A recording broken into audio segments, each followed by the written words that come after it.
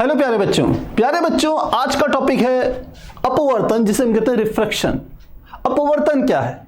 जब कोई प्रकाश किरण किसी एक माध्यम से दूसरे माध्यम में प्रवेश करती है या गमन करती है, तो यदि वह थोड़ी तिरछी जा रही है, ध्यान दीजिएगा इस बात पे, यदि प्रकाश किरण एक माध्यम से दूसरे माध्यम पे जाते समय हम कह सकते हैं जो उनका डिवाइड करने वाला पृष्ठ है उस पर थोड़ी तिरछी आपतित हो, तो प्रकाश किरण अपने मार्ग से विचलित हो जाती है, अपना मार्ग बदल लेती है, और प्रकाश किरण के मार्ग बदलने की घटना को ही हम कहते हैं अपवर्तन की घटना।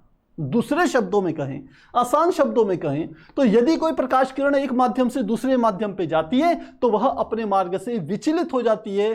प्रकाश की इस घटना को हम कहते हैं अपवर्तन की घटना, यानी कि रिफ्रैक्शन की घटना। तो क्या होता है, बात को समझिएगा। यदि मैं एक एग्जाम्पल यहां पर लूं, आप देख रहे होंगे कि डायग्राम में हमने एक गिलास ले रखा है और गिलास में कुछ पानी भरा हुआ है। उसके अंदर यदि कोई हम पेंसिल डाल दें, यहां पर हमने क्या डाल रखा है, एक पतला सा ब्रश डाला हुआ है, तो आप देख रहे होंगे यहां से ये सीधे दिखता है, जहां तक ये क्या है, इससे ऊपर का हिस्सा क्या है, वायु, और इससे नीचे का हिस्सा क्या है, आप जानते हैं, यह है जल।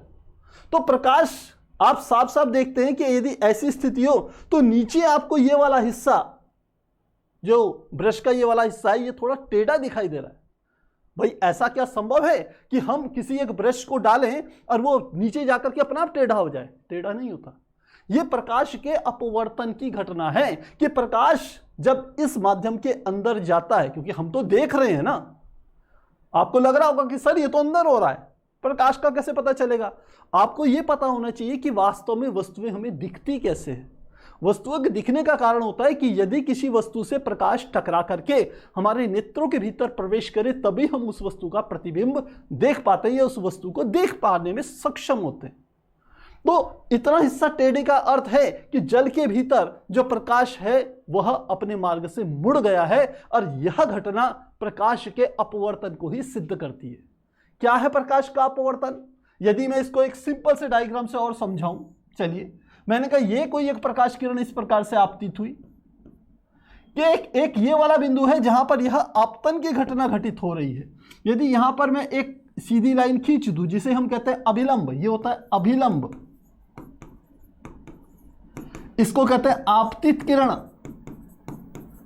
आपतित किरण या आपतित प्रकाश किरण। तो इस किरण को जाना तो सीधे चाहिए था, लेकिन ये सीधे नहीं जाती है, बल्कि क्या होती है, अपने मार्ग से विचलित हो जाती है, ऐसे चली जाती है। तो प्रकाश किरण का अपने मार्ग से विचलित हो जाने की घटना को ही हम क्या कहते हैं, प्रकाश का अपवर्तन कहते हैं। अगर ये विचलित ना होती तो कैसे जाती? इसी रेखा को यदि आगे की ओर मिलाया जाए तो ये प्रकाश किरण को ऐसे जाना चाहिए था, इस दिशा में, लेकिन ये ऐसे नहीं गई, ये थोड़ा इधर की ओर मुड़ गई। इसी घटना को हम कहते हैं प्रकाश का अपवर्तन, जो कि यहां इस डायग्राम से स्पष्ट है। तो डेफिनेशन की बात करें तो हम क्या कह सकते हैं, प्रकाश जब एक माध्यम से दूसरे माध्यम में तिरछा होकर के जाता है, ध्यान दीजिएगा, स्पेशल केस है, तिरछा होकर के जाता है, तो दूसरे माध्यम में इसके संचरण की दिशा परिवर्तित हो जाती है, बदल जाती है, और इसी घटना को हम कहते हैं अपवर्तन की घटना। तो प्यारे बच्चों, मुझे लगता है अपवर्तन काफी आसान घटना है, आपको अच्छे से समझ में आ गया होगा। मूल बात है, इसमें दो माध्यम होते हैं और प्रकाश किरण एक माध्यम से दूसरे माध्यम पर जाएगी, तभी अपवर्तन की घटना घटित होगी। यदि एक ही माध्यम होगा तो कोई अपवर्तन नहीं होगा, कोई प्रकाश अपने मार्ग से विचलित नहीं होगा। तो मुझे लगता है ये टॉपिक हो गया होगा आपका क्लियर। तो मिलते हैं नेक्स्ट क्लास में नेक्स्ट टॉपिक के लिए, तब तक के लिए गुड बाय।